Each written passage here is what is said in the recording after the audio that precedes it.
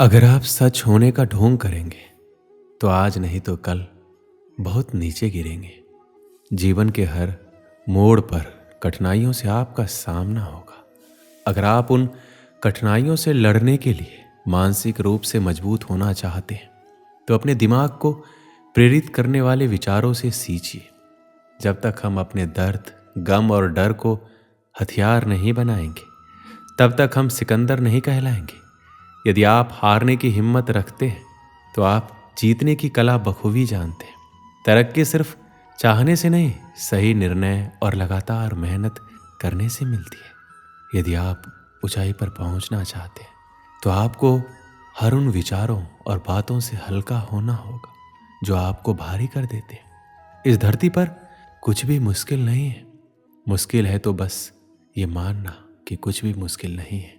चेहरे की रंगत से सिर्फ आदमी निखरता है, लेकिन मन की रंगत से आदमी और उसका भविष्य दोनों निखरता है।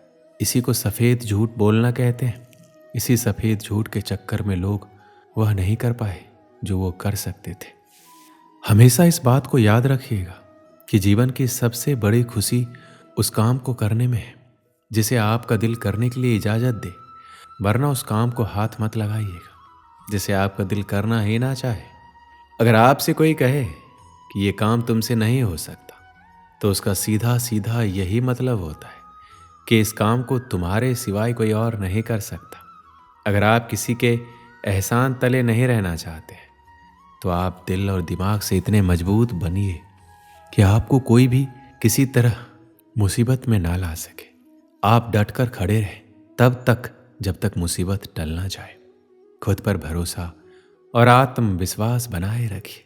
सारी कठिनाइयां अवसर में बदल जाएगी। क्या आपने कभी इस बात पर गौर किया है कि अवसर कठिन परिस्थितियों में जन्म लेती है? अगर आप और आपके आसपास के लोग बहुत सुखी हैं तो वहाँ क्या कोई अवसर पैदा होगा? नहीं ना। तो आज से ही आप ये मान लीजिए कि हमारे और कठिनाइयों के बीच जो जंग होता है, इसी बीच कठिनाई के गर्भ से अवसर पैदा होता है। यदि आपको इस बात से कोई फर्क नहीं पड़ता कि लोग आपके बारे में क्या सोचते हैं, तो लोगों को इस बात से भी फर्क नहीं पड़ता कि आप क्या करते हैं। इससे फर्क नहीं पड़ता कि आपके चेहरे की रंगत क्या है। फर्क तो इस बात से पड़ता है कि आपकी सोच की रंगत क्या है। आप समय ना होने का बहाना नहीं कर सकते, क्योंकि आपको भी तो वही 24 घंटे मिलते हैं, उतना ही जितना सफल और महान लोगों को मिलता है। समय का पहिया ये नहीं कहता कि धीरे चलो या तेज चलो। समय का पहिया कहता है मेरे साथ चलो और सफल बनो। यदि एक बार समय चला गया और आपने उसका सही उपयोग नहीं किया तो समझ लीजिए उसको बाद में बड़े अफसोस के साथ ये कहना पड़ेगा कि काश मैंने उस समय को बर्बाद ना किया होता तो आज मैं कुछ होता। यदि एक बार समय चला जाता है तो फिर अफसोस के अलावा और कुछ बाकी नहीं रहता। समय आपकी जिंदगी का सबसे कीमती तोहफा है जो ईश्वर ने सभी को समान रूप से दिया है। अब यह आपके ऊपर है कि आप उसका उपयोग कैसे करते हैं। ध्यान देने वाली बात यह है कि समय का हर पल आपके लिए एक अवसर है और इस अवसर का फायदा उठाकर आप कुछ भी अच्छा हासिल कर सकते हैं। यदि आप हर पल का सही उपयोग कर पाते हैं तो आपको सफलता की ऊंचाइयों को छूने से कोई नहीं रोक सकता। यदि आप नदी की तरह बहते हुए समय का उपयोग नहीं कर पाए तो एक समय ऐसा आएगा जब आपको ना चाहकर भी कहना पड़ेगा कि काश मैं उस समय वो काम कर लिया होता, काश मैं अपने जीवन के प्रति उस समय सचेत होता। कहीं आपके जीवन में ऐसा तो नहीं हो रहा? कहीं आपके जीवन के समय रूपी खेत की लहराती फसल को कोई चिड़िया तो नहीं चुग रही? अगर ऐसा है तो उस चिड़ियों को तुरंत उड़ा दीजिए और बचा लीजिए अपने फसल को, बचा लीजिए अपने खुशी भरे जीवन को, वरना एक ही वाक्य आप जीवन भर दोहराते रहेंगे कि काश मैंने उस समय ये कर लिया होता। जीवन का हर पल एक अवसर है और इस अवसर को कभी भी हाथ से जाने नहीं देना चाहिए। जीवन के हर पल को उससे जुड़े प्रत्येक कार्य को पूरे मन के साथ करना चाहिए। आपका भविष्य आपके वर्तमान पर निर्भर करता है, इसलिए अपने वर्तमान के हर क्षण का सही उपयोग करें। आज नहीं तो कल, कल नहीं तो परसों। हम इसी तरह अपने कामों को टालते रहते हैं। जो काम आज हो सकता है उसे कल पर टाल देते हैं और कल आने पर परसों। इसी तरह समय बीतता जाता है और एक एक दिन के साथ हमारे कामों का बोझ बढ़ता जाता है। जैसे जैसे हमारे कामों का बोझ बढ़ता जाता है तो हम उन कामों को करना ही छोड़ देते और ऐसे में कई बार हम अपने ज़रूरी काम भी नहीं कर पाते और फिर बाद में उसी का अफसोस करते। अपने आलस को अपनी ज़िंदगी से दूर रखें और उस काम को आज ही निपटा लें, कल पर ना छोड़ें। एक समय की बात है, एक राजा एक दिन अपने राज्य के भ्रमण पर निकलता है। कुछ दूर टहलते हुए जाता है कि उसे एक गरीब आदमी मिलता है। उसकी हालत बहुत ही खराब थी, फटे पुराने कपड़े और पूरा शरीर गंदगी में लिप्त था। राजा को उस पर दया आती है। राजा अपने राज्य में ऐसे इंसान को देखकर परेशान हो जाता है कि उसके राज्य में बहुत तकलीफ में। फिर राजा ने एक निर्णय लिया कि उस गरीब के घर में चुपके से सोने की कुछ मोहरें रखवा देगा।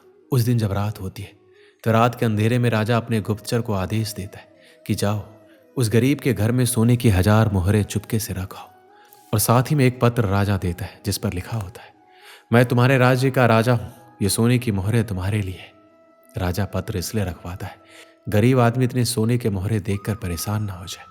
गुप्तचर सोने की मोहरे और राजा का पत्र उस गरीब के घर में चुपके से रख आता है।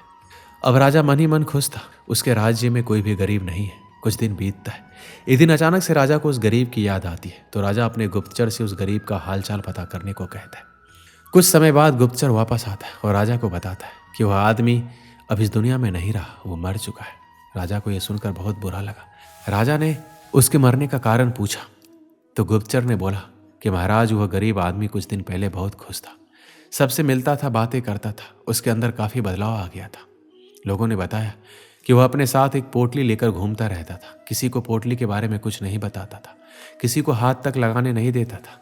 लेकिन महाराज पास के राज्य में एक दिन किसी काम से गया था तो उसकी वह पोटली कुछ लुटेरों ने चुरा ली, जिसके बाद वह बहुत बेचैन रहने लगा, पागलों की तरह बातें करने लगा। लोगों ने बताया कि उसकी हालात पहले से भी खराब हो गई थी। पहले तो वह लोगों के बीच में बैठता था, बातें करता था, लेकिन जब से उसकी पोटली चोरी हुई तब से वह किसी को भी अपने पास नहीं आने देता, इसलिए कोई भी चाहकर उसकी मदद नहीं कर पा रहा था। गुप्तचर पूरी बात कहते हुए राजा के सामने वह पोटली पेश करता है जिसमें 800 सोने की मोहरें होती है। राजा इन मोहरों को देखकर पहचान जाता है कि ये वही मोहरें थी जो राजा ने उस गरीब के घर में रखवाई थी, परंतु राजा ने तो 1000 मोहरें रखवाई थी, ये तो सिर्फ 800 है। राजा समझ जाता है कि वह गरीब आदमी 200 मोहरों की पोटली को लेकर घुमा करता था, जिसके चोरी हो जाने के बाद वह सदमे में चला गया और आखिरकार उसकी मौत हो गई। मुझे पता है कि आप क्या सोच रहे हैं। यही ना कि गरीब आदमी पागल था, 800 मोहरें बची थी, उसे अपना जीवन बेहतर बना सकता था, यही सोच रहे हैं आप।